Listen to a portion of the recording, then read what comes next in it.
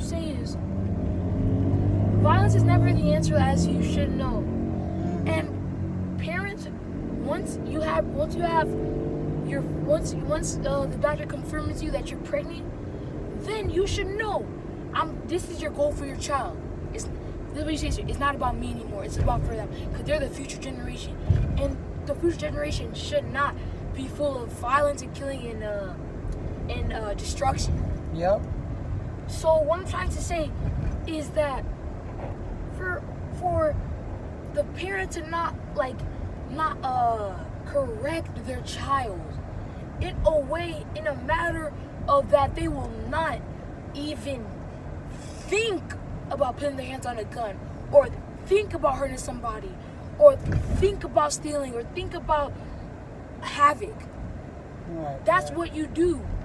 And it's on to the child too. In this world, the rules follow the 10 Commandments, because they're here for a reason. God didn't want destruction, because that's why he gave us the 10 Commandments.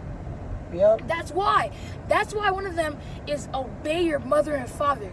Yes. Because the mother and father are going to do their part. And it's a 50-50 ball.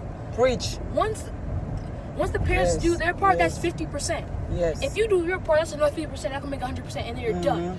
You're going to live a long, healthy life with nice children and be what you want to be. Amen. But if you don't have the mindset of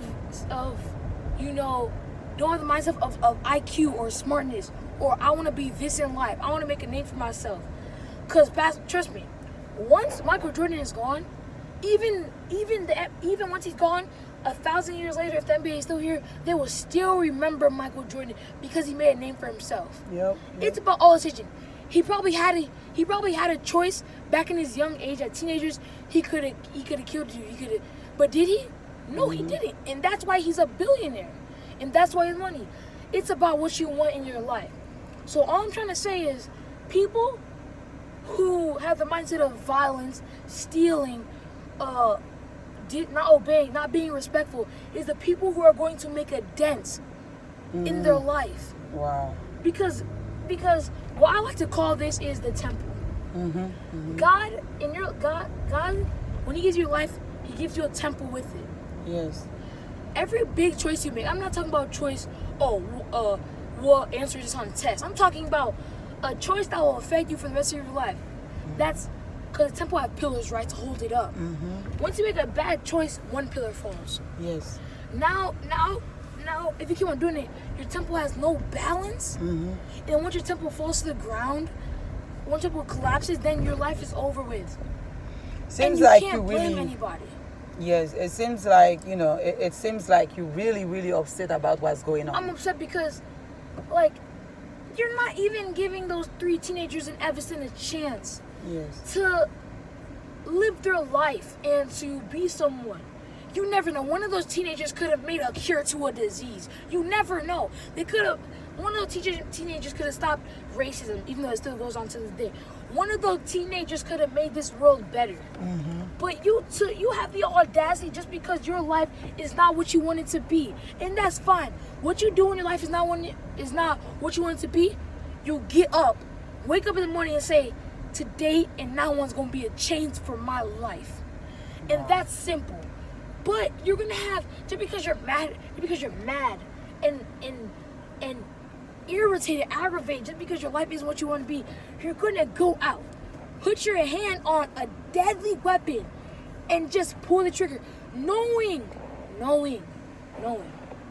the result of the decision, and knowing that person's life is done. They don't have a second one, and you're not even giving them a chance. They could have been going somewhere to make a better team. They could have been going somewhere. That's why they say, what goes around comes around.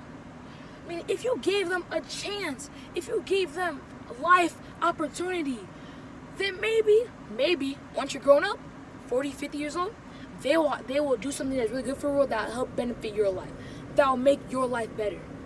So what is the result of this conversation I'm making up is that life is more important than a weapon Yes. or any type of Yes. material on this earth. Yes. Yes. Because without life, how is the material going to be made? The Right. house you live in, how's it going to be made if there's no life? That phone you holding in your hand, how's it going to be made with no life? Everything that brings you joy, how is it going to be made with no life? So what I'm trying to say is that life is a greater cause than what's going on in the world. Okay, there can be hard work. Your parents can discipline you, and you may not like that, etc., etc., etc. But there's no reason for you to take a life because it's, first of all, not yours, and you didn't give them a life.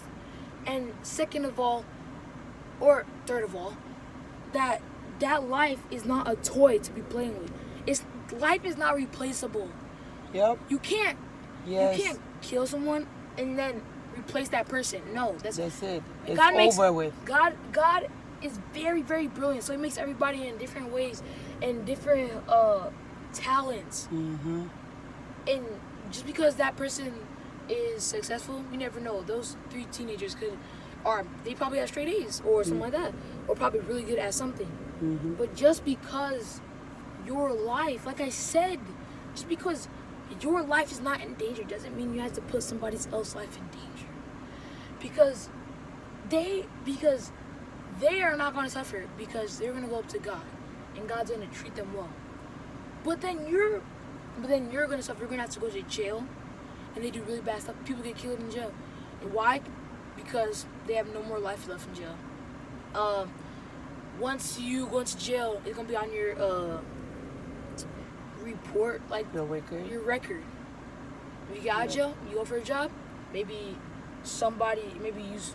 a person stole, you go to a job, they're not going to trust you because you may have stolen it from them. Mm-hmm. So what I'm trying to say is that life is important. Yes.